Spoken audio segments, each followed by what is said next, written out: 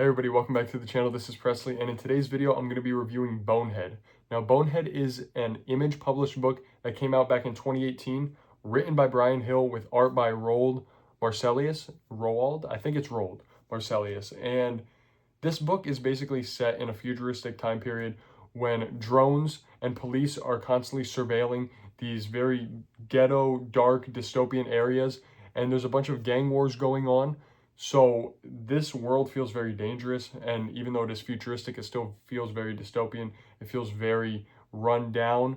And within this book, there are different parkour factions called Boneheads, and these people use this futuristic technology to fight the gang wars, to rebel against the oppressive government, and in order to free their people. And this book is great. I really enjoy the kinetic energy. It feels very fast paced.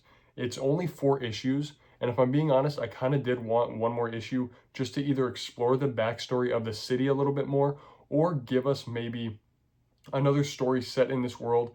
Because while I did enjoy these issues, they were all short issues and there's only 4 of them. So the book definitely didn't have as much substance as I wish it did. However, the substance that we did get was really, really exciting. It was entertaining. The artwork by Marselius is gorgeous, by the way. It's very clean, it's very slick. Everything that you would expect like a parkour, futuristic, robotic book to look like, it has it in here.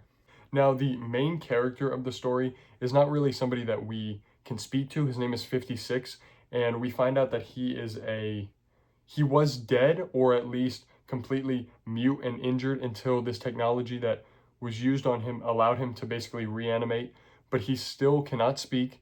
So we follow his adventures, finding like this one gang called the Kings and trying to fight against this oppressive government.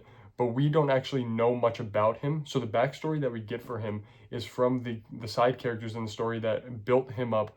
And I really think it was interesting what they did with 56. He has a visual language in the book that other people can communicate with him. It's not a spoken language, but it's rather like almost an emoji language, if that makes any sense. I'll put a panel on screen right now to show you what I'm talking about. But yes, since they're all wearing these helmets called Boneheads, they're able to speak with one another this way. And even though the other characters in the story can still talk normally, since he can't, they all interact with him, and I think it really is cool and interesting.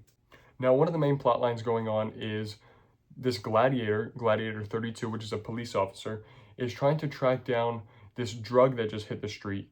And what he does, we find out backstory about him later, that he is actually a bonehead as well, or at least he used to be a bonehead, and he has to kind of revert back to his old ways because the police won't let him investigate this disturbance any further, and so he has to take matters into his own hands and basically become a vigilante in order to kind of figure out what's actually going on, how he can stop it, and how he can end this entire drug trade and gang war once and for all.